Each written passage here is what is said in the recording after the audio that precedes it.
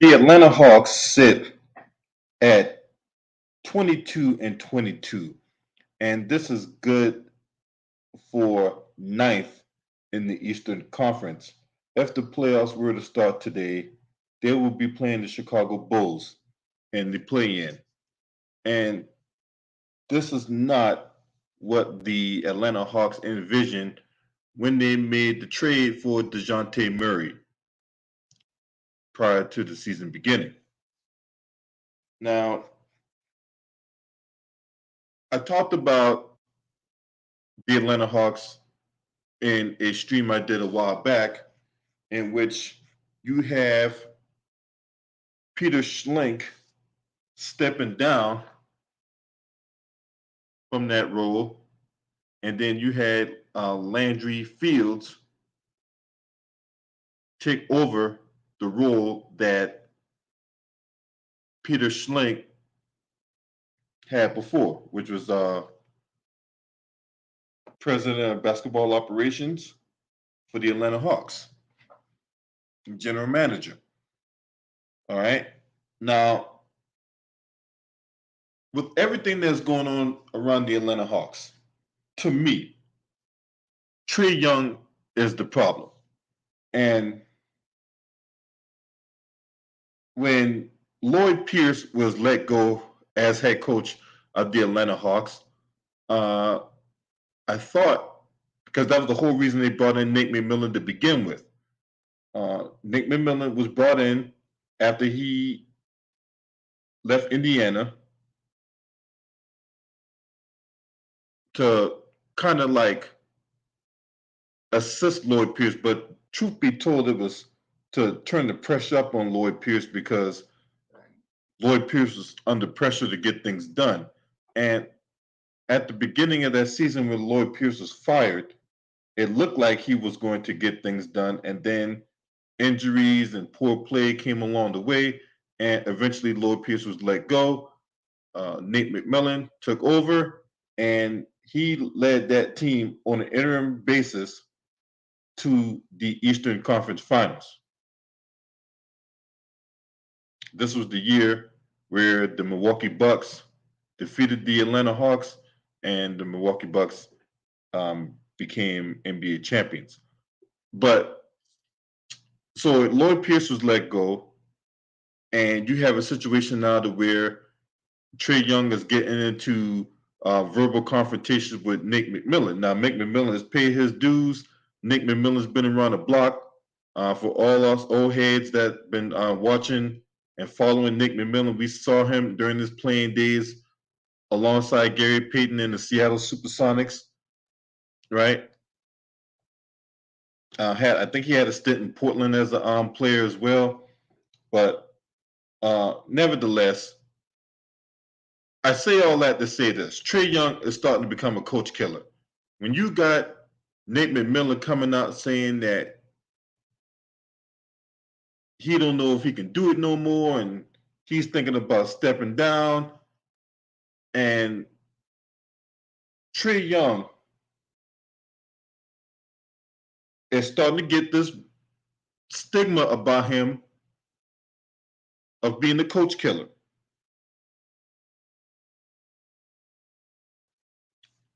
Earlier today, a report came out saying that Trae Young was fined for taking a private flight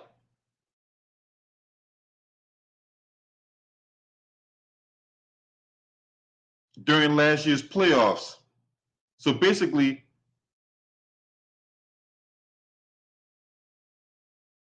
he chartered a private flight without telling the team that he was going to do it.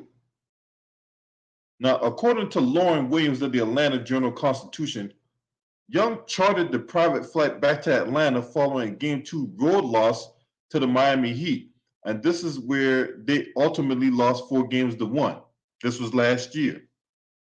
Now, Lauren Williams noted that Young's relationship with general manager Travis Schlenk has deteriorated, and the issues began with Young's decisions to neither fly back with the team nor inform the team of his whereabouts. Now, we all know he was the 5th overall pick in the 2018 NBA draft. And, we all know that he and Luka Doncic was swapped, right? Because it was originally the Atlanta Hawks that selected Luka Doncic, and the Dallas Mavericks selected Trae Young, and then they did a swap. So when you average 27.4 points, 9.8 assists, 2.8 rebounds, 2.3 three-pointers a game, those are pretty good numbers for a guy that's a lottery pick. And he helped guide the Hawks to the playoffs in each of the last 2 years.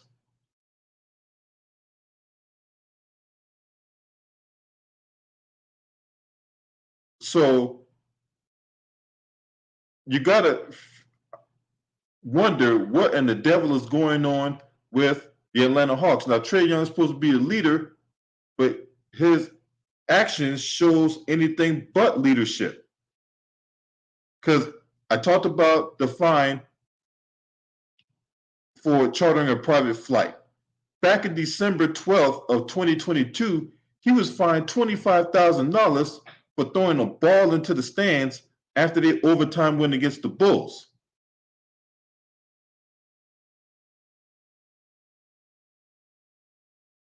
On top of that, when the NBA came with the rule of, hey, we're not going to call these fouls anymore to where you can kick your leg out and initiate contact and all that other stuff, right? And so when the NBA made that rule change, who was one of the people who was consistently complaining about the referees not calling things? Who was always complaining about the officiating? It was Trae Young. Because see, when you can't live at the free throw line and you can't get your points at the free throw line, I talked about it back then. I said that we was going to see who had the game and who was being frauds. And at that point, Trae Young was running around here being a fraud. Now, to the Trae Young apologists, to the Trae Young defenders, to the Trae Young groupies out there, this is not hate. Because this man has massive potential. They were comparing this guy to Stephen Curry when he came out of Oklahoma. Yes, he's putting up gaudy numbers. Yes, he's an all-star.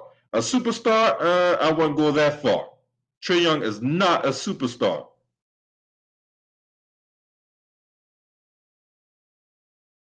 He's not a superstar. He's a star. He's not a superstar. We got to be careful of giving people titles that don't deserve it. Trae Young does not deserve superstar status. And the Hawks enabled this by paying him a max contract to the tune of $200 and something more million.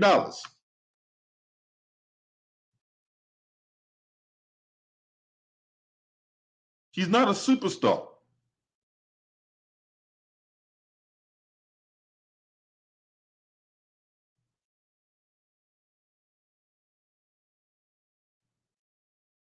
Then you see the situation here back in 2021.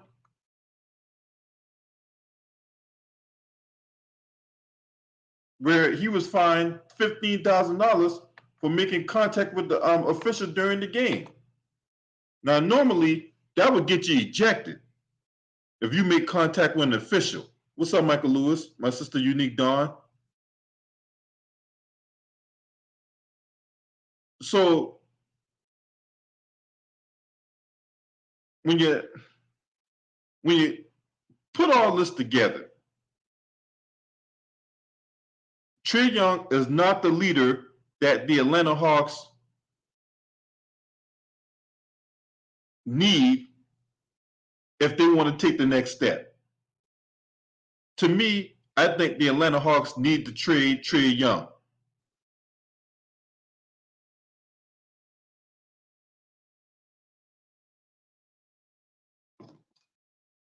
Who can forget about the altercation he got into it with Nate McMillan earlier this year? The way he didn't want to show up to shoot around.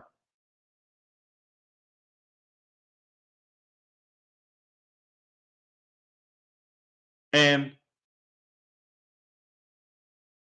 the organization, to me, is not above reproach here because the Atlanta Hawks organization created this Frankenstein you got going on right now.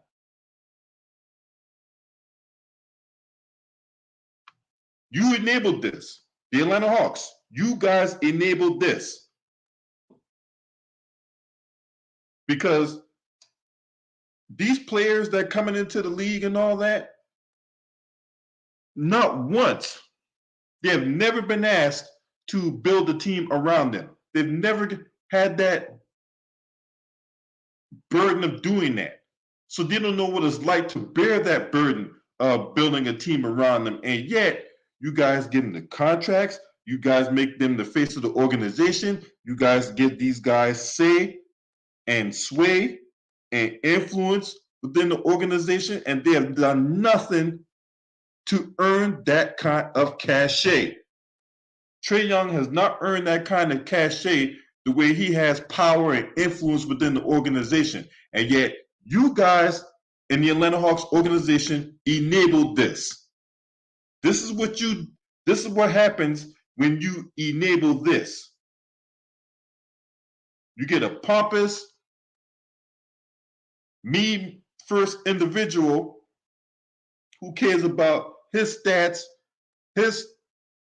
It's all about him, and him alone.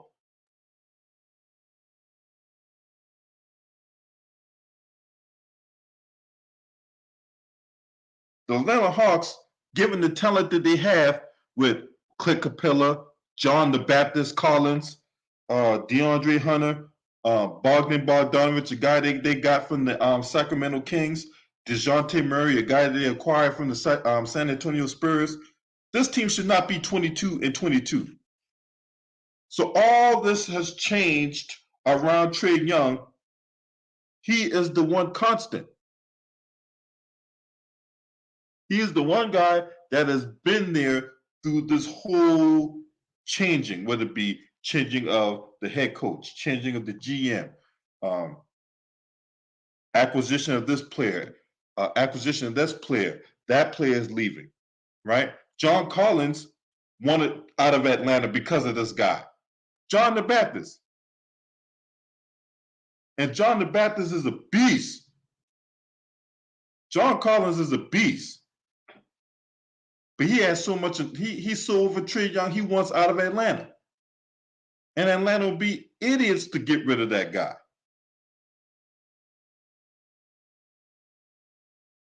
But hey, what do I know, right? I just see all this nonsense that's going on with the Atlanta Hawks. I see how talented this team is for them to be 22-22.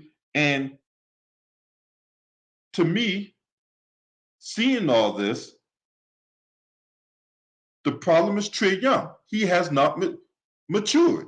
He is not. Now, he is 24 years old, but he's been in the league 6 years. Atlanta deserves more. You can't go to the Eastern Conference Finals 1 year and then backslide the next year and go to the semis, and now you're fighting for your playoff life as of this recording. You can't do that. You had a lot of experts and prognosticators had the Atlanta Hawks in the thick of things. What's up, RG Titan, Gideon? Salute.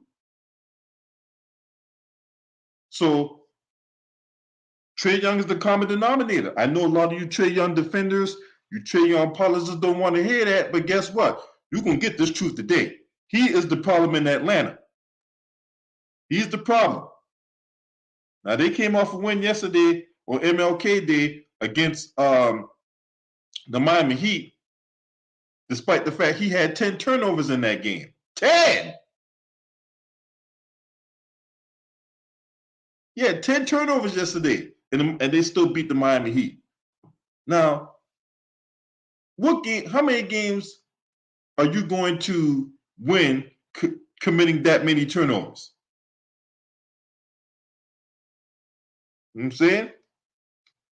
But hey, maybe I'm wrong.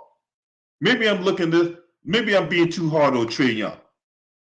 So, if you think I'm being too hard on Trae Young, there's the link, and then you can come in and tell me what you think about the situation with Trae Young. But they have no business being at 500 right now. Not with the talent that they have. This team should have been way above 500. Then he's out here getting fined, getting in the spats with the coach, getting in the spats with the GM. But y'all, the Atlanta Hawks organization, you guys are to blame for this. You guys enabled this behavior, and you guys created Frankenstein. What you got, Gideon? What's cracking, slacking, cool cat? What's going on, LB? Ice Trae might fly the coop very soon. He doesn't control his attitude. Look, Trae Young is a great player, but my problem with Trae Young, he has to stop being so arrogant and ignorant. He has to look at his flaws. He has to work. He's a good ball handler, but he needs to limit his turnovers, and he needs to stop stealing for his long-range threes too much. And the thing with Trae, I don't think he respects Nate McMillan. I don't think he respects Nate McMillan. He needs to be willing to be coached. And it's unacceptable and disrespectful for players to not buy into the system, to not hear the coach out and try to improve their game. You know, he has to be willing to, work on his game, get better, and willing to be a leader on the court. Well, see, that's the thing, though. How you can not respect Nick McMillan? Nick McMillan is one of the reasons why he even dons an NBA uniform. Mm-hmm. Nick McMillan, during his playing days alongside Gary Payton in Seattle, what do you mean you don't respect Nick McMillan? Nick McMillan's an OG in the game. Mm-hmm. And got you to the playoffs in 2021. In fact, got you to the Eastern Conference Finals in 2021. Exactly, Eastern Conference Finals. And remember, LB, the Hawks were what, 14-20 to start that year? Yeah, that's the year they fired Lloyd Pierce. Remember? Yeah, they let Lloyd Pierce walk the door. Then they hired Nick McMillan, and then they ain't let him walk. They threw him out. They threw him out. They threw him out, and then they soared and went 27-11. To win 41 games, and then they sky past New York, sky past Philly, and we're 2 wins away from going to the NBA Finals, like you said, in the Eastern Conference Finals, and to Milwaukee to 6 games though. And for Trae to act like this is just disrespectful and wrong. I understand, that I understand Nate McMillan may not be a great coach. However, he's the same. Oh, you mean how you're not a great coach? What do you mean? Okay, fine. Okay, because I'm not saying he's a bad coach or anything, because he did struggle in Portland here and there. But what I'm saying is, and again, he's a good coach, but he's a good coach. I'm just saying not as great as far as championship wise. That's what I'm saying. So what I'm saying, yeah. So he's a good coach, but not championship coach like that. But what I'm saying is that if you Nate McMillan, he helped you, get your team to the Eastern Conference Finals, made you a better playmaker, made you a smarter player. Like, come on, man, you gotta be willing to be coached, Ice Trae. But see, I think that's the thing. I don't think he's willing to be coached. What's up, Frozen 06, My Holy King? Salute to all y'all in the building. Mark Wunderlich, my man, Mark Wunderlich in the building. But yeah, when I think of Trae Young, I just think of a discount Stephen Curry, right? Agreed. Yep. At least with Stephen Curry, look, Stephen Curry is by far the best shooter I've ever seen in my life. You can make an argument, yeah. Because my thing is, when I saw this guy play at Davidson, I saw this guy in person play at Davidson. This man single-handedly carried that team to the damn, Elite 8? Mm-hmm. Yeah. Now, did Trae Young ever play in the Elite 8? I don't think he did. I don't think so. Right. What's up, my people first? My people first, William in the building. Yeah, man. When I think about Trae Young, I just think he's a good player, but he's not a superstar, Agreed. and he just eh. Stubborn. Stubborn. No, Yeah, he's stubborn. Yeah. yeah, he's stubborn. Don't want to be coached. Thinking that it's all of things revolve around him, and it's Mhm. like this is a recipe for disaster, bro. Mm-hmm. It is, and I know Atlanta's starting to turn things around, won 3 in a row, but the Hawks have been. Have you noticed that the Hawks always I start off? agree. Have you noticed that Atlanta always starts off on the wayside, always starts off slow, and then wait till around like January and turn on the engines? Like think about it. Last year, like I said, they were 14-20, went 27-11, and went 41 games, tied with the Knicks in the standings as the 5th seed, and then we all know what happened there. And then last year they started off 17-25. Ironically beat the Bucks on El Mokady. What a coincidence, huh? And then they Yeah. turned things on, went 26-14 to finish the season, went 43 games, and they made the playoffs. Like, I just want to throw that Atlanta always starts off a little slow. They got to stop starting off slow though. And like we both agree. Another thing with Trae Young too, he tries to, even though he has IQ, Trae does have a good IQ. I think he would try to be too famous with the ball. It's not street ball, man. Like it's not street ball. You got to play within the system. All right, so that leads to the next question. When they did the trade for DeJounte Murray, right? Mm-hmm. A lot of prognosticators had this backcourt as a dynamic duo. Mm-hmm. I don't know if you and I ever talked about this, but I think you and if I'm not mistaken, you and I, when I did this video a while back when the trade first went down, Mm-hmm. you and I had questions about this trade. Yeah. Yeah. I was questioning. Yeah, I agree. I was scratching my chinny chin, thinking to myself, how will Murray and Trae Young work? Because both need the ball to be effective. Both can't move without the ball. Murray, he can get to the rack at will, and occasionally can hit a mid-range shot, but he's not a good three-point shooter, and he's an inconsistent shooter, period.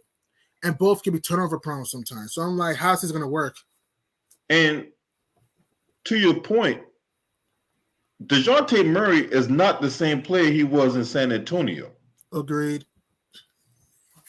I think, if anything, his game has taken a hit It has. since he got acquired from San Antonio with him and Trae Young in the backcourt and all that. It would to really see DeJounte Murray's upside would require Trae Young to be injured.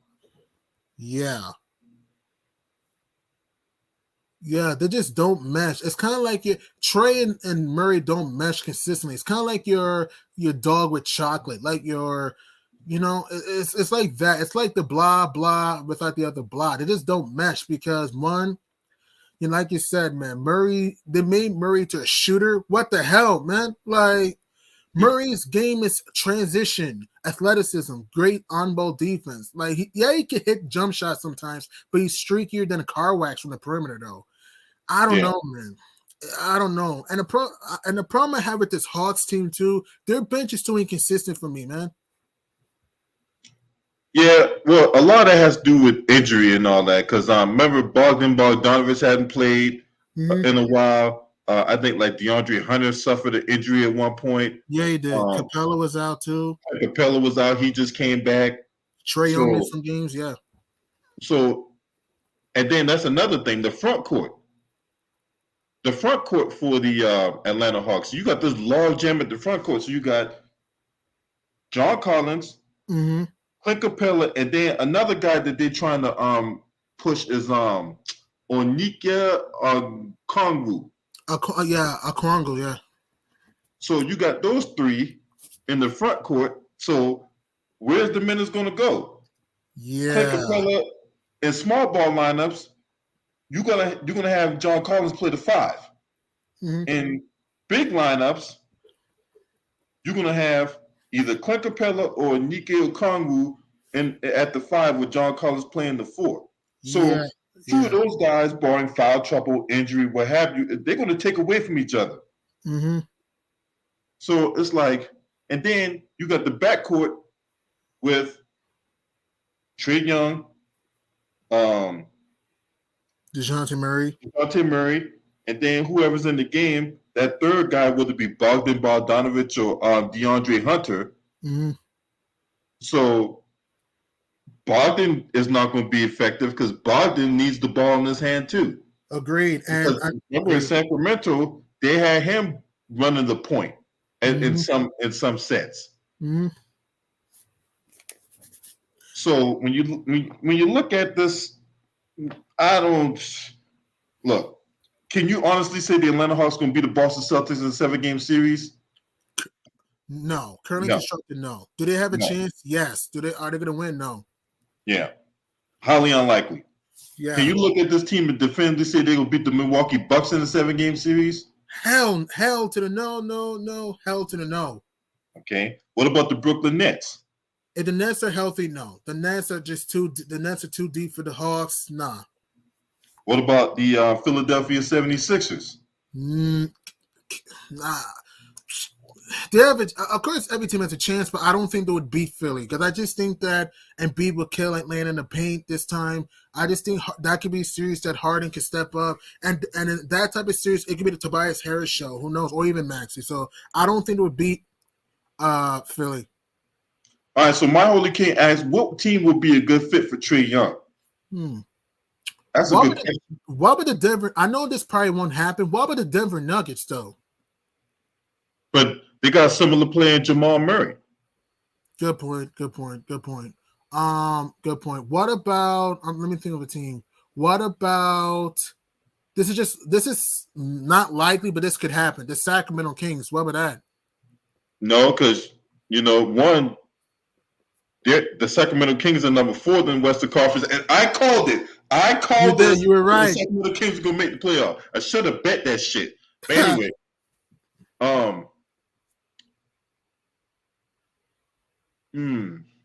Well, let me think. Well, I'll tell you this. And this is like way out of left field or whatnot, but given the state of the Phoenix Suns, Chris Paul getting up there in age, age and attrition. I say the Phoenix Suns. Oh, I was thinking about Phoenix too. You're right. Great minds think alike, huh? Right. Yeah, right. But think about it. If you're Phoenix, you need another ball handler to help out Chris Paul, and Booker being out for a month because of a groin, and the Suns have been having a shopping list of injuries and all that. Ice Trae could help with his ball handling, and I think Chris Paul would mentor Ice Trae. Yeah. And then my holy king bring up another interesting point. The Wizards don't have a point guard. They don't got Monte Morris. He's all right. He all right, but he's not real. Who else they got on that? Who else the Wizards got? God damn, they don't really have much of a point guard. DeLone Wright. Really? DeLone Wright is okay at best. Really? That's what I'm saying. So the Wizards definitely need a point guard. So that trade. I mean, but who you gonna trade him for? Bradley Beal, Kyle Kuzma. No, I'm like. I have a sneaky team for you: the Miami Heat. Yeah, Kyle Lowry. Yeah, you could trade. You might need to trade Kyle Lowry, maybe Duncan Robinson, and maybe another player or so to get Trae. I think Trae would fit nice in Miami because think about it, him and Butler would be nice. They're both competitive. They both are no nonsense guys. I think they both would fit though. I think Trae in Miami would be nice. Remember, the numbers got to fit too, so we just can't just throw players and stuff like that out there. Remember, Gideon, we got to when we make these trade suggestions, the numbers got to fit. Oh yeah, salaries have to match. Yeah, my fault. So some of these scenarios, you might have to throw a third team in there, or you might have to throw some money in there, or even some picks. But nobody wants Kyle Lowry. Kyle Lowry is dusty, bro. Yeah, he's a grandpa to this point. Yeah, he is dusty. Oh my God, he's so bad this year. Man, he's been bad the last couple of years. He's been up and down. Well, he's been up and down. Yeah. What about? For the most part, he's been bad though. Yeah, he's been bad. What about this season compared to Toronto? Yeah. What about Utah Jazz? You think? What about Utah? Mike Conley. So this is the thing. So you got Mike Conley back there, and then they traded for Colin Sexton too. Mm-hmm. So you would have to trade. Oh man. See, they just did a whole bevy of trades. So I don't know how. I don't think. And then I don't think Trae Young want to go to Utah. I mean, let's. You think Yeah. Trae Young wants to go to Utah? Nah, he doesn't. It's not a limelight. And I trading like. Ice Trae would be hard. He's making $37 million. Sheesh. Yeah, I don't see him wanting to go to Utah. You know what I'm saying? Right. Um, Right. What about Minnesota? What about him to the Timberwolves?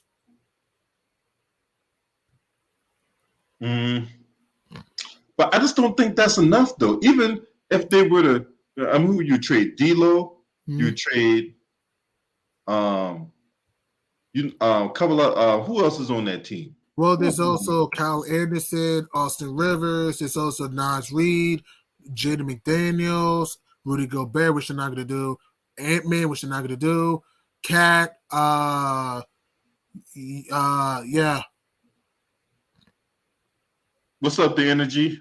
What's up? Yeah, just say, hey man, knowing Danny Ainge, man, he would definitely try to finesse the Hawks, man. You know what I'm saying?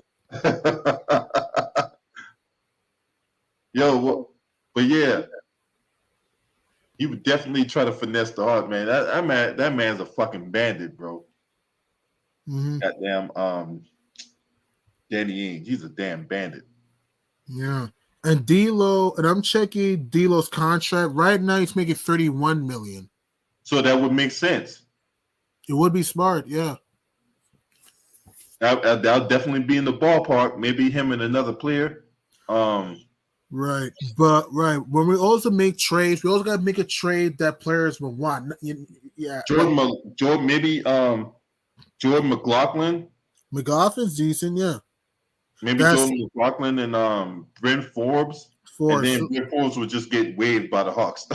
Right, so that'd be what, $34 million? Because McLaughlin is making $2 million, Forbes is making $2 million himself. That's what, 31, 30, 35, maybe. Yeah, it got to be in the ballpark. You don't have to be exact; it just have to be in the ballpark. Or does it need to be? Okay. Yeah.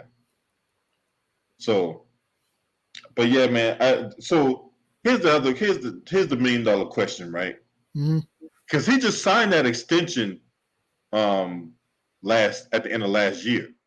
So he's on the first year of this extension that he's on right now.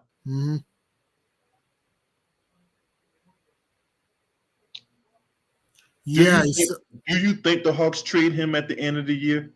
No, I don't see it. No, I don't think Trae's going anywhere, man. I doubt it. All right, so I'm gonna pull this up. Because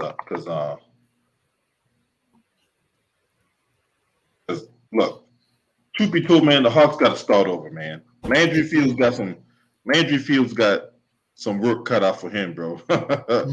And some people say Trae Young to New York. What do you think about that? The Knicks? Yeah, to the Knicks. Yeah, what do you think about that? Well, see, the problem with that is they made the acquisition for Jalen Brunson. Yeah, that'll be. I like Ice Trae, but that'll be kind of a stupid move to get Ice Trae. But how would him and Brunson fit? Yeah, it won't. They won't. And we had to give up a lot of our depth too.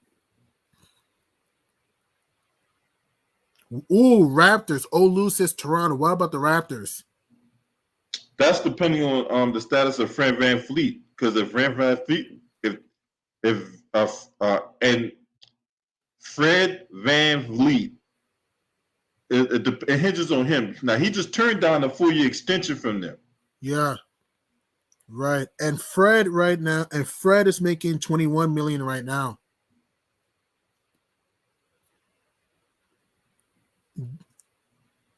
Well, for that to happen, you would need to trade Fred and maybe Gary Trent in there.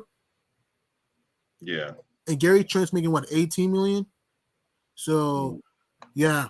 Some people say the Bucks, but that's not gonna happen. He's not going to Milwaukee. Yeah, that's not gonna happen.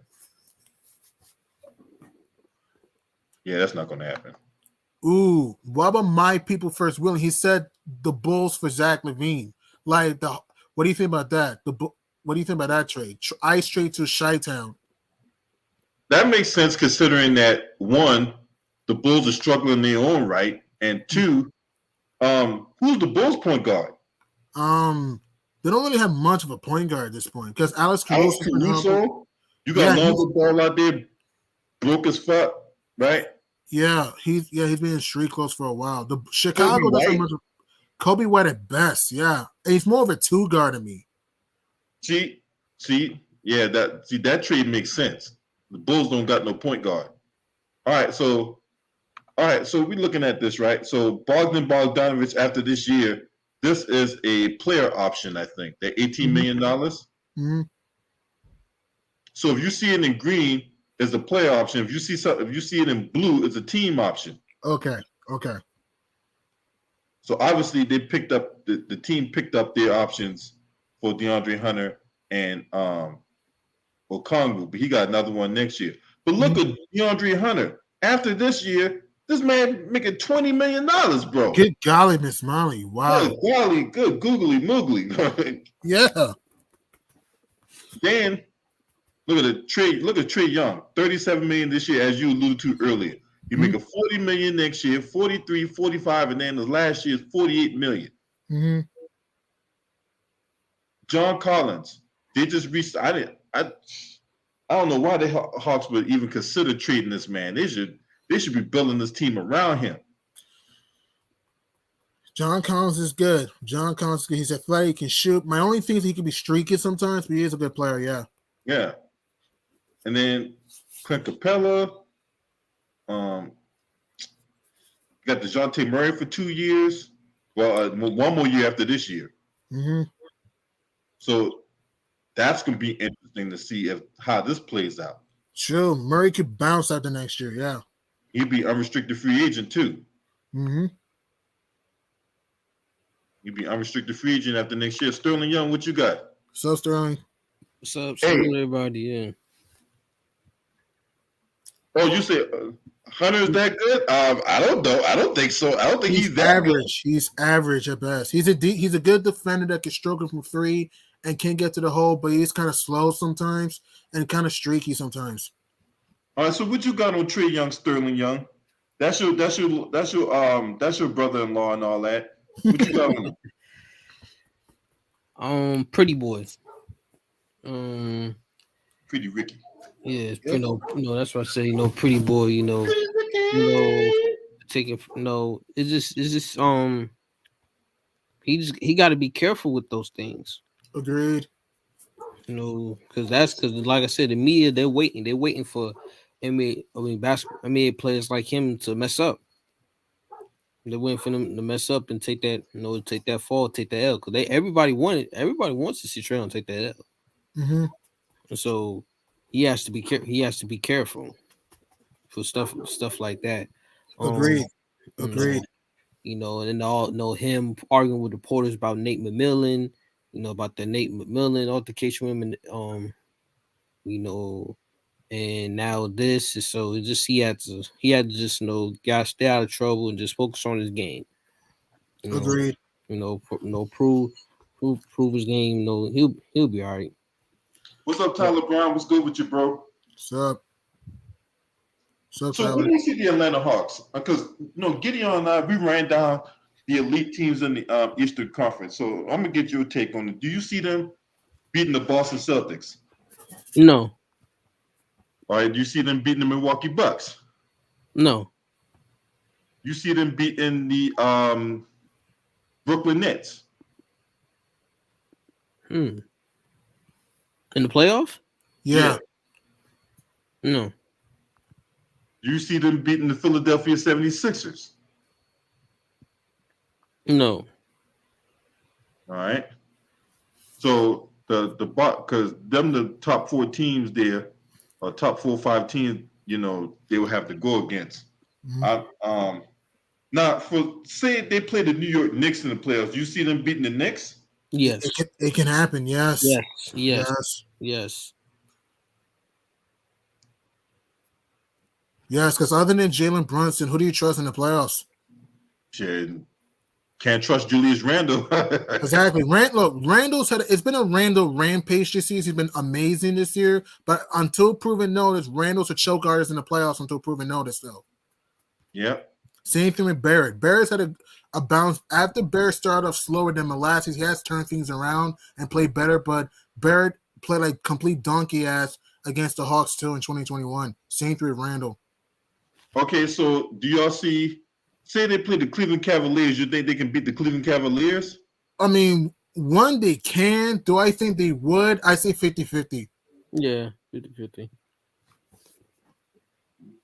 That's gonna be. I mean, that would be an enticing matchup if that were to come to pass, though. That's true, because some of the cast, other than Spider Mitchell, Kevin Love, Shetty Osman, Robin Lopez, and Karis LeVert, Jared Allen, they don't have a whole lot of playoff experience. I don't know how Garland will look in the playoffs. I don't know how Mobley will look in the playoffs. And the Cavs are a great defensive team, but they struggle to score sometimes. All right, so as of right now, the Celtics is number one in the Eastern Conference, and the second closest team is the Brooklyn Nets. They said 4.5 games out, and you got a situation where Pacers and Hawks. I mean, Heat, Pacers, 7-8 seed, and then the Hawks, Bulls for the 8th, 9-10 for the 8th seed, right? Mm-hmm. So Boston would get the winner out of this jumble of this convoluted jumble of teams in here, Mm-hmm. and then Brooklyn would get the scraps, right? Yep. Mm-hmm. So aside from all that nonsense, you got Bucks and Knicks and the 76ers Cavaliers as of right now. Mm-hmm. Of course, this is subject to change, injuries, teams having bad weeks, stuff like that, Mm-hmm. right? Mm-hmm. But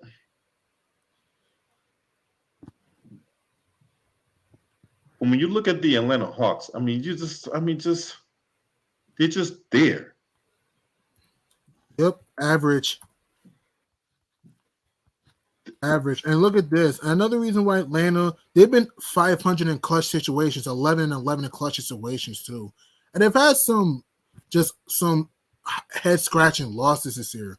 I mean, they don't share the ball consistently. They don't find the open man. I mean, look at some of their losses this season. The Jazz, I mean the Rockets, how do you lose that game? I mean, I know the Thunder are playing well as of late, but come on, they lost to the Magic, the Bulls, the Lakers twice, who are stumbling. Like, come on, man, just embarrassing. All right, so Sterling Young, what you think of the problems with Trae Young? I mean, what's his deal? I mean, you talk to him more than I do, so what's his deal? Oh, he just testing the water to see what we can get away with. He don't care what the repercussions would be. Behavior like this is indicative of a player's true self. Because this is not the first time he acted out like that. No. So he need because like I said, he's a good player. He's a good player, but he's not. But he's going down. Agreed. He's going down because he needs to step it up because like you see, his draft classmate Luka is going nuts this year. So that's a bad pressure. That's a bad pressure, for him. And that's what he need to step up and get his team right because this is a rocky situation.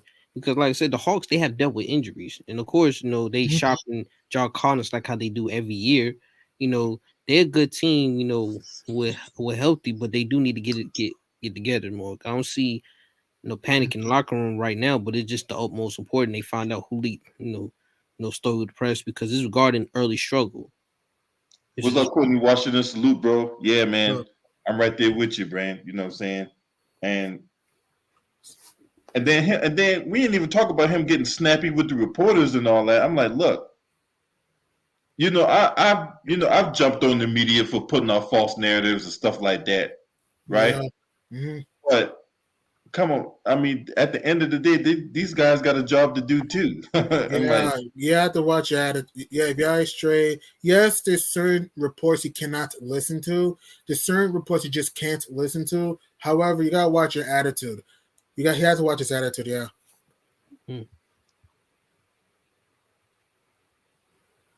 so okay, so this leads to the ultimate question, right? Mm-hmm. What happens with Nate McMillan should the Hawks expectedly lose in the first round? You think the Hawks bring him back, or you think they're gonna look He somewhere may else, be gone. He may be gone. Where you going? or do He's you think gone. he's steps down? I think he may be going. I think they'll let him go. I think they'll let him go. If somehow this team were to lose in the first round, or heaven forbid miss the playoffs after just being a conference final 2 years before, he might bounce. And then what does that mean for I said y'all think they blow it up? Yeah, I feel like the Nate McMillan, problem. I think he's that old school type, and it's been documented that he's not those coach these guys want to play for. So I feel like that's going to be more problem with the GM because they're gonna have to like, okay, who we gonna have to get rid of? It's either Trae or Nate McMillan. So they have to get rid of Nate. They have to get rid of Nate McMillan. The squad is too young. That squad is too young for his approach. So that leads me into the next thing, because you hear these players run around here and talk about they want accountability and they want to be coached and all that, and you get an old school guy like Nick McMillan who's been through the doldrums and been through the grind of the NBA, and these guys don't want that. They want, and it's like, what do you guys want? You guys say you want accountability, and then when someone gives you accountability, oh, we don't want that kind of accountability. So, Come on, man. Like Yeah. they gotta be willing to look at their flaws. I don't. Because These players. hold on, Yep. Gideon. Because another person that comes to mind as I'm going on this diatribe about, accountability, Zach LaVine. Because Zach LaVine was another dude, you know, oh man, we need accountability, man. You know what I'm saying? How about you guys be accountable first? Agreed. Mm-hmm. And actually show it. Don't just talk it. Then on top of that, right? Get this. They say they want accountability, and yet they're not accountable. And I also talk about the salary cap, because if you guys command a max salary, right? You got a salary cap. If you guys take 30% of the goddamn salary cap by yourself, then that leaves 70% for everybody else. How can you field a quality team if you have a lion's share of the cap, but yet you're not delivering the results that justify it? Agreed. Agreed. They got to be willing to look at their flaws. And to me, these players are all bark but no bite. They talk. Yep. Arf, arf, arf. They all bark and no bite. They talk too much. They say this, they say that, but they don't do it on the court though. And they're not leaders. Some of these players are not leaders on the court. They're not willing to be. They may say they want to be coached, but you can tell they don't on the court though.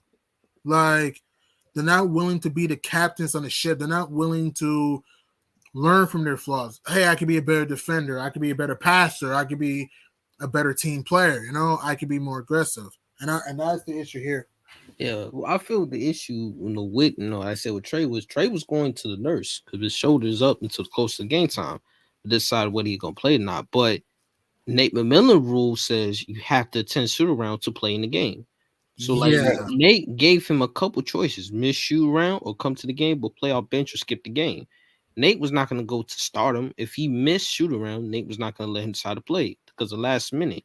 Because if he missed shoot around, and so the reason for missing around was due to injury, but the reason he did not attend the game, even on the bench as an injured player supporting the team playing off the bench, was due to Nate rule that every player must attend shoot around, whether the players discuss, the game plan. And The problem is Trae is worse. He's forcing up wild shots even while stumbling into traffic because he's pressing. Mhm. And the teammates are wide open around the perimeter. He's doing crazy stuff. He lost his way. So that's what he needs to calm down. Need to focus on round is your team. Agreed. And when they had when Murray came in the team, it wasn't a good pick for me. Agreed. It Didn't fit at all. It wasn't a good pick. No. Yeah. Like I said, it was like your and to me, Trae Young and DeJounte Murray are kind of like your, how can I say, your dog with chocolate. Your blah blah without the other blah. It just didn't fit. It's like the Ed without the Eddie. It just didn't fit at all, man. Like I said, both are talented players, but they both can't move without the ball. DeJounte Murray is inconsistent from three. Even Trae Young is streakier from three himself. Also, the fact that they're both turnover prone. DeJounte's a great on-ball defender, but the fact that the Hawks made him a shooter, like what the hell, man? Trae Young's not a good on-ball defender. No, I meant to say DeJounte Murray. Excuse me. I know DeJounte Murray is a good on-ball defender, but Trae Young's traffic on defense. Yeah, he's a traffic on defense, and also he don't like physicality neither. Yeah, agreed. He's softer? Yeah, he can be soft like a marshmallow. Yeah, and also the both are not that clutch. I know both can hit big shots, but both are not that clutch sometimes.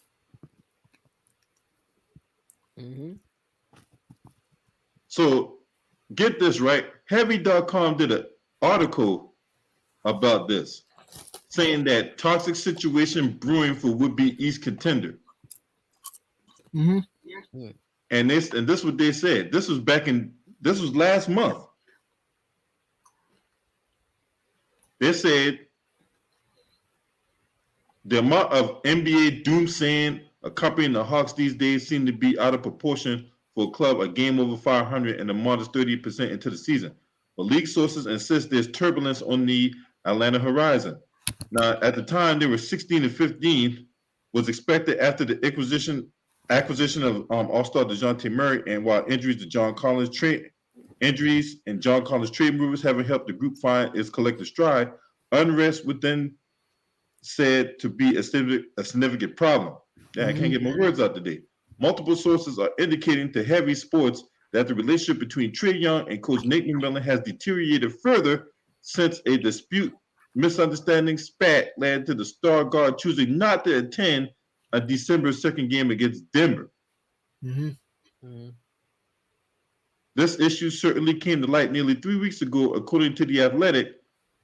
Young and McMillan disagreed on the day of the game procedure as the former dealt with shoulder soreness, as Sterling Young alluded to.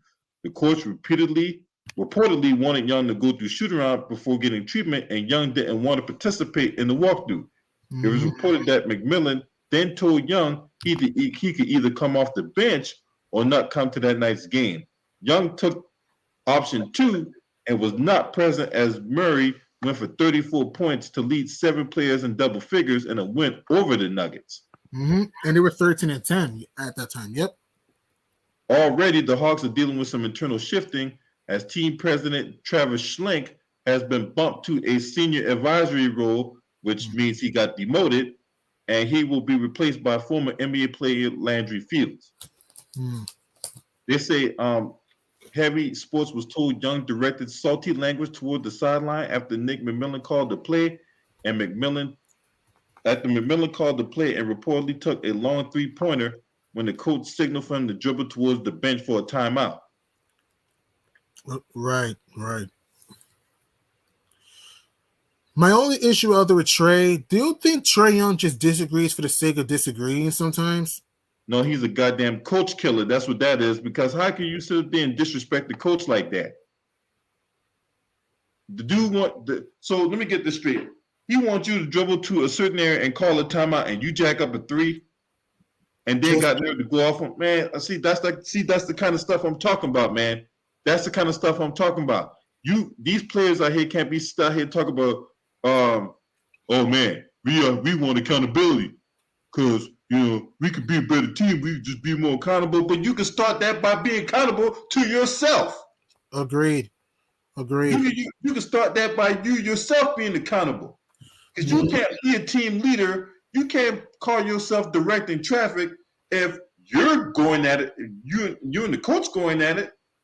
The point guard supposed to be an extension of the head coach on the court. Mm-hmm. Anybody that played basketball, organized basketball, should know that. Mm-hmm. The point guard is an extension of the head coach on the court.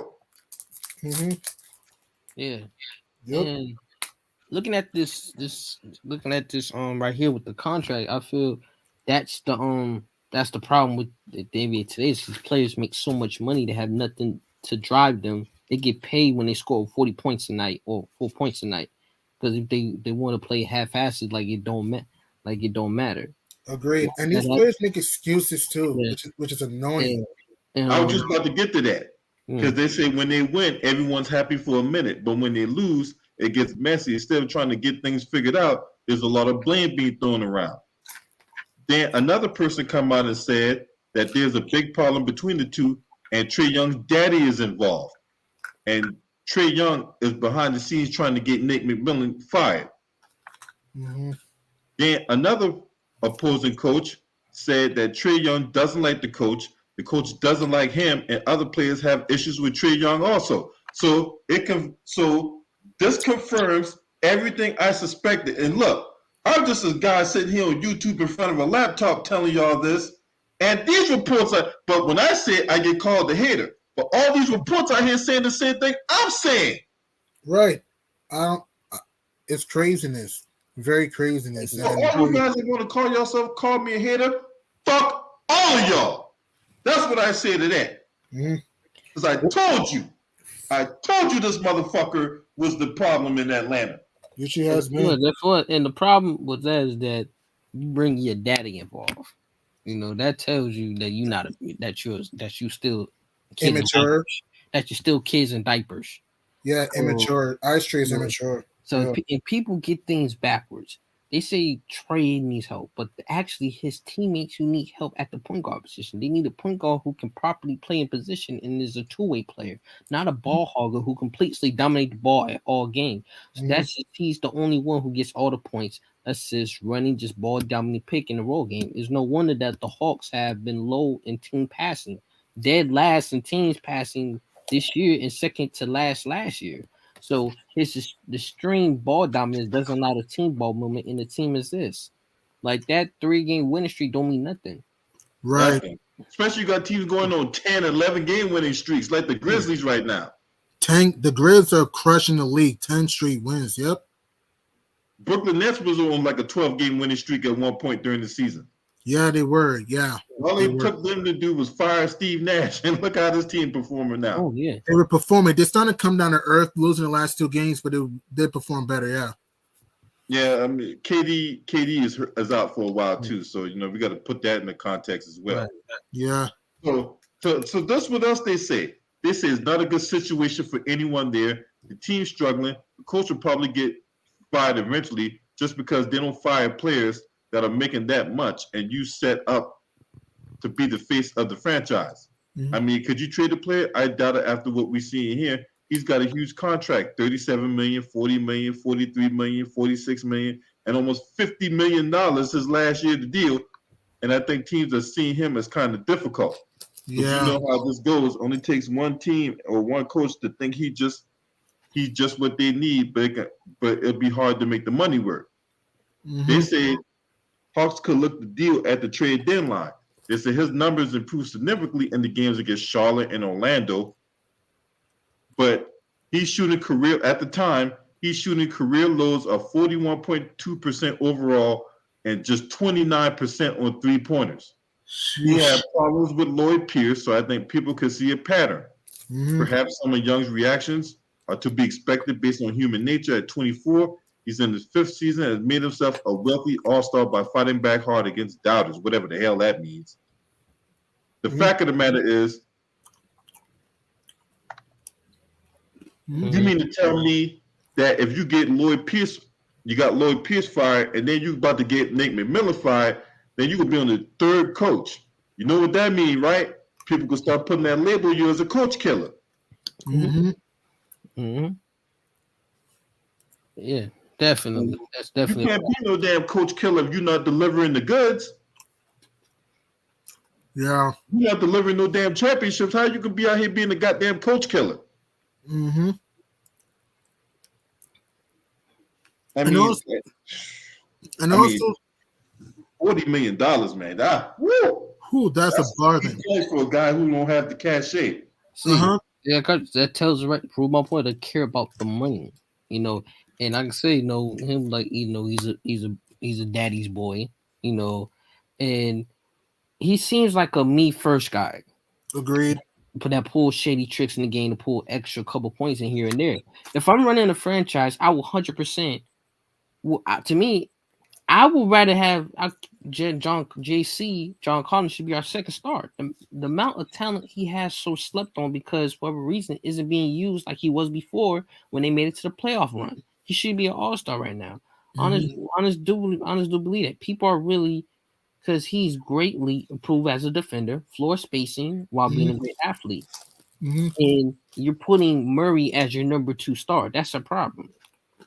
Yeah. And if I'm a Hawks GM, I will fill out some trade possibilities. The team because it has a great Conyor and could be seriously threat if they could swap him out because they need to trade him because if it don't, it's going to cause more problems in Atlanta. Yep, because Agreed. the organization has I point the finger to the organization for this nonsense that's going on because they created this monster. They Mhm. did that. Right. And also, I think, yeah, go ahead. Because this why hold on, Gideon, because this is where you're gonna come in at, right? Okay. Remember the situation that happened in Minnesota? Oh, with Jimmy Butler and Tibbs? Jimmy Butler, Thibodeau, Andrew Wiggins, and Cat. Yeah. Right? Mm-hmm. Cat got all that money. Andrew Wiggins got all that money. Jimmy Butler seen they ain't built like that, and he wanted out. Mm-hmm. Remember the infamous practice when Jimmy Butler took the goddamn second team and beat the starters? Mm-hmm. Yep. Yep. Mm-hmm. Yeah, I understand that. I remember that. I mean, Jimmy Butler called out Cat and Wiggs. He called out Tibbs. Yeah. He stopped respecting them and wanted to bounce, and he got traded to Philly. Now, then got traded to Miami. Yep. Yep, I understand completely. Trae Well, Young. he got traded. I don't think he got traded to Miami though. I think he was a free agent and just signed with Miami.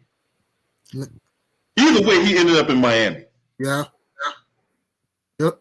Yep. And the thing with Trae Young, I think he's ignorant.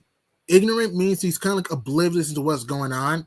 Like, look, he's a talent. We all know he's a talented player. But the thing with Trae, like what Sterling said, he's childish. Like, did you really need to bring your dad into this? You didn't need to do that. Like, come on, man. I mean, parents are great and all, but did you really need to bring your dad into all this? Like, come on. Like, you're 24 years old, man. Like, act like a grown-up. How I predict this, I feel Nate McMillan's going to get the blame. This is a problem with these ego-driven players and the power they have in the NBA. It's not the management trying to oppress or limit the powers of players, but this attitude and narrative of players when they get too much power is people like Trae. He is a bootleg Steph. I said he's a bootleg version of Steph Curry. And it's so tone deaf on his actual skills and the impact on the team. He will continue down this road if he isn't careful. His career will go by quick. His skill would diminish, and he will be one of the old guards we had to talk about that could have been a champion, and that would never materialize to anything. Now I think that about he sounds like a Russ with fewer accolades. You know, right. if he can get it together. Right. And even though we all know Russ is arrogant, Russ has done a good job, being accountable this year, if you notice. Yeah, Russell Westbrook, his career was hanging in the balance. And it went from a situation to where Russell Westbrook could be out the league to we're going to prioritize this dude at the end of the year. Right? May not be necessarily be on the Lakers, but on another team, they will, they'll see how Russell Westbrook conducted himself. He going out there and performing. So he's going to have a NBA. He's definitely going to have a spot in the NBA next year. Might not necessarily be with the Lakers, but it'll be with another team. Mm-hmm. Now for Trae Young, right? In his case, the Atlanta Hawks, like I said, they made Frankenstein and they paid him all this motherfucking money.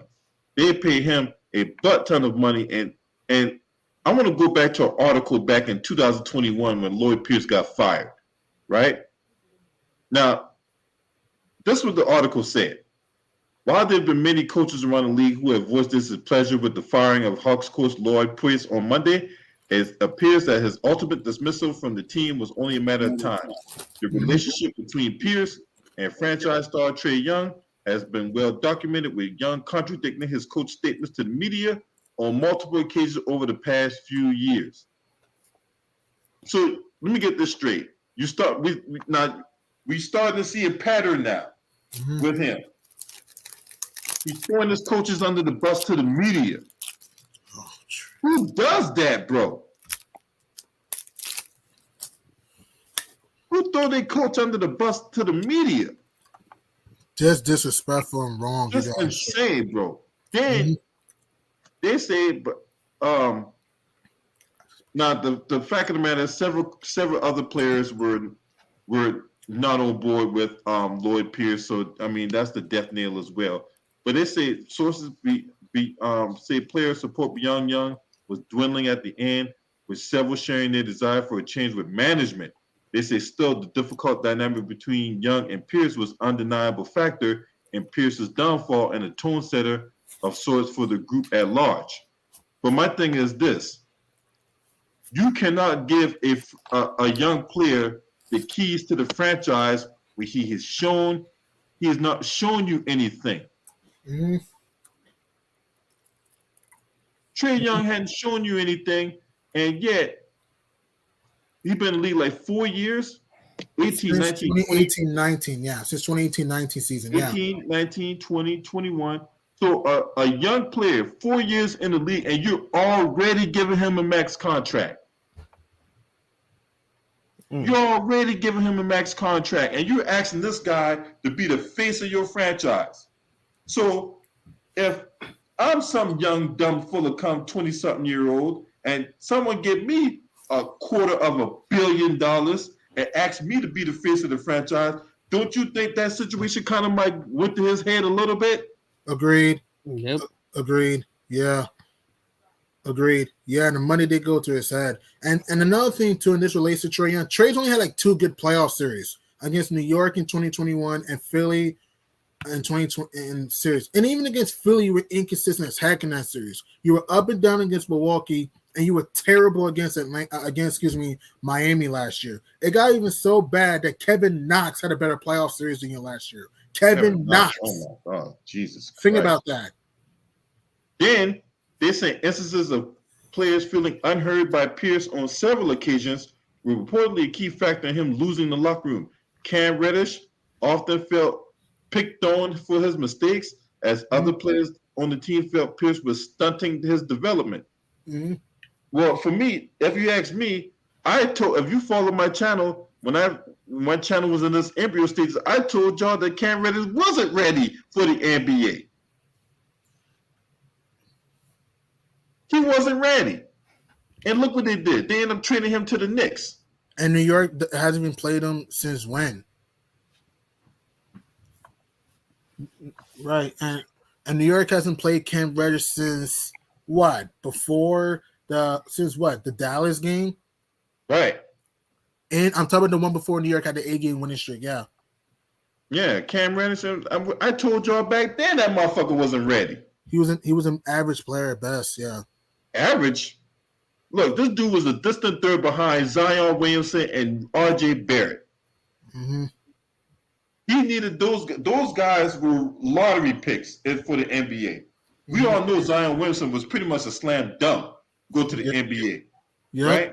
Mm-hmm. And even to a lesser degree, R.J. Barrett. Mm-hmm. But Cam Reddish, we knew he wasn't ready. I said it. I know Ticket said it because I saw him do a video about this a while back when Cam Reddish played at Duke, and he said he was getting ready to declare. I'm like, that's not a good idea. But hey, you do you, boo boo, right? And look what happened. On another occasion, after Pierce made a comment 2 seasons ago about not running plays for John Collins, and when the big man approached him about it, Pierce reportedly called Collins selfish for wanting a more defined role. It also didn't help that Pierce appeared to openly criticize the way Young, his star guard, drew fouls while participating on a conference call at the end of last year. So we got Trae Young throwing his coach under the bus. We got Lloyd Pierce throwing his star player under the bus. So when you got that kind of stuff going on, man, no wonder there's no trust between these. We just go throw each other. We just go throw all of us under the bus, isn't it? Yeah. No wonder there ain't no damn trust here. Now, I don't want to just bash on Trae Young because during the time I was doing videos on this platform, I called for Lloyd Pierce to be fired. Yeah, I did. If anybody if all my day one subs, they'll tell you my videos are still up. I called for what's his face to be fired. Lloyd Pierce was not a good coach. He was terrible. He's not a good coach. He was Let's not get it twisted. I know we banging on Trae Young, but make no mistake, Lloyd Pierce was not a good head coach. Horrible.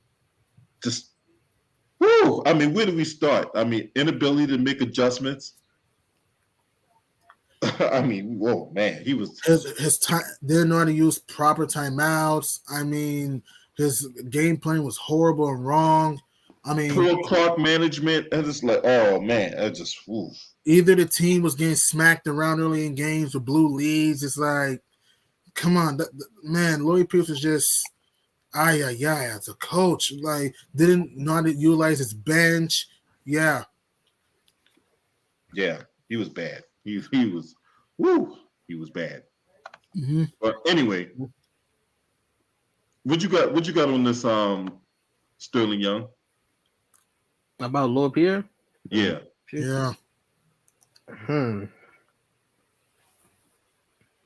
He wasn't a good coach. He was dreadful. He wasn't going to be able to run the team built like this Hawk this season. You know, he wasn't going to. He's not that. Just a week ago, the Hawk was beaten by a team that lost a player to injuries. You know, and it just wasn't. He just wasn't that good. He just wasn't that good coach. And you know, he just wasn't that. He just wasn't that guy. Yeah. Yep. They're on the verge of missing the playoffs in 2021 until they got Nate McMillan. Well, see, they got Nate McMillan because remember he was the head coach of Indiana, right? They just came off the season before he went to Atlanta. They just came off a first round exit against the Miami Heat, right? Yeah. They offered him a contract extension. He took the contract extension. Then 2 weeks later, the Pacers rescinded the contract extension and fired him. Sheesh. And that's how he ended up on Atlanta as the lead assistant to Lloyd Pierce. And when that happened, right, I called it. I was like, look, Lloyd Pierce is on the clock. You know what I'm saying? When they had Nate McMillan be the assistant coach after he just took a team to the playoffs the year before, and the Atlanta Hawks ain't even so much as sniffed the playoffs with their ass crack, right? Well, I called it. I was like, look, as soon as they hired Nate McMillan to be the lead assistant, Lloyd Pierce is on the clock. Lloyd Pierce fucks up. Your ass out of there. And they got Nate McMillan in there. But yeah, so that's one thing about the knock on Nate McMillan is he could never get his team to the NBA Finals. That's the knock. He'll get your team to the playoffs, but he has never taken a team to the NBA Finals. Agreed. And Trae Young's best, and I know it's early, I know we can't do hypothetical here, but I'm just saying, in 2021, the fact that you lost to Milwaukee without Giannis and Dante DiVincenzo, who was injured too, And here's what's crazy, Albert. Did you know the Atlanta Hawks never had a lead? Gesundheit never had a lead in games 5 and 6. How's that possible without Giannis? You should have went to the NBA Finals that year with the Hawks. I know Atlanta overachieved in 2021. I get that, but without the Greek Freak, that was your golden ticket to the NBA. Didn't he play one of those? I thought he didn't miss any of those games. No. Giannis played in games 1 through 4, and then he got hurt in game 4 because he banged knees with Capella, and then Giannis didn't play in games 5 and 6 because of the hyperextended knee. I thought he played in those games. No, he was out. You can check. He was out. Hold on. I about in 2021, Hawks and Bucks. What's ironic is that in game 1, Trae Young had delicious Friday with 48 points and 11 assists, and then game 2 the Hawks got smoked. Game 3, Trae had like 30 plus, I think he had like 35, and then he got hurt, and the Hawks went downhill. And then game 4 without Trae, the game Giannis got hurt, the Hawks won by 22, and then games 5. Boy, I tell you, boy, you got a goddamn photographic. You have a photographic memory, boy. Thank you. this motherfucker right here. Oh my God, y'all got a damn photographic memory like hell, boy. Thanks. Oh my. Thanks. And speaking of crazy memory, I'm pretty sure Hawks fans want to forget the memory of the conference final, losing to the injured Bucks without Giannis, and also getting mollywopped by the Heat in 5. And think about this too. Did you know Jimmy Butler and Kyle Lowry didn't even play in Game 5? Yeah, I remember that game. Yeah, they ain't playing Game 5 yet. I remember the Heat. I remember the Heat Hawks game. Yeah. Yeah, the Heat won 4-1 in the semis. Yep. Blew him out the water. Yeah. Yeah, and in fact, Lowry didn't even play in Game 4. He was out the last 2 games. He still lost in 5 with the Hawks. That's disappointing. You would think that acquisition of what's his face would get them over the hump, but nope. DeJounte Murray, nope. Yeah, this team should be at least top 3 in the East, man. Like I always say, the common denominator, when I be banging on James Harden, right? Because you know how much I bang on James Harden, right?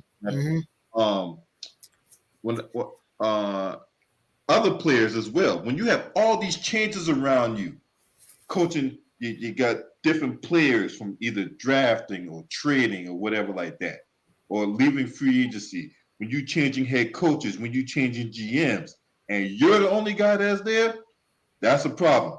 When you got different coaches and different coaches saying the same thing, people saying the same thing when you got different coaches, that's a problem too. Yeah. Yep. Yeah, and Atlanta, like I said before, the Hawks are only 11-11 in close games in the clutch. Come on. That's unacceptable. Like, I know they've dealt with the injury bug all year, but still, some of the losses close losses have just been embarrassing, and they don't defend. And have you noticed that the Hawks were one of the worst 3-point shooting teams in the NBA? The Hawks, think about this: when you have Bogey, when you losing Kevin Huerter was big too, letting him go was big, but the Hawks are one of the worst 3-point shooting teams in the NBA. Come on, when you have Trae Young, Bogey, another guy, Aaron Holiday, that can shoot threes. You gotta be a better 3-point shooting team than that, be Atlanta. All right. So on that note, I'm gonna go ahead and end the stream on that. All right. What's your final words on this subject, Sterling Young? I just like to say, just Trae Young need to get himself together. Get himself together. Stop being a little boy. Be a man. Starting to be a man, and started doing changing your game to make your team better to get back to the playoff. All right, Gideon, what's your last word? My last word is Ice Trae. Try to improve your game. You're a good guy. I think he's a good person, good player. Just needs to just be willing to be coached. Subscribe to my channel. Subscribe to the channel, The Last Laugh Podcast, and Also, thank you for inviting me, LB. Nice seeing you again, Sterling. Salute everyone in the chat. Hope everyone's safe, doing soundly. And if you're the Hawks, you got to find a way to make things bygones be bygones. I hope this whole cloud can move away from the franchise and they can start winning some games again. And I'm gonna end the stream by saying this, right? When you have a team, right? Team is only as good as the weakest link. And when you have this designated leader, the fish rots from the head down. So when you got an individual that is supposed to be the face of the franchise and he's supposed to be this leader, even though he hasn't shown leadership characteristics, but he has been ordained as such. Mm-hmm. When your leader and your best player is not in line with the philosophy of the team, it festers. And this is why you have the situation you have right now in Atlanta. It is very messy. It's only going to go one way, south, like shit. Now, if you're not subscribed to this channel, make sure to subscribe button, hit the like button, and share these videos on your social media platforms. Last but definitely not least, shouts out to the LDBC. I appreciate everyone for watching. This your man. Scream at me. Oh!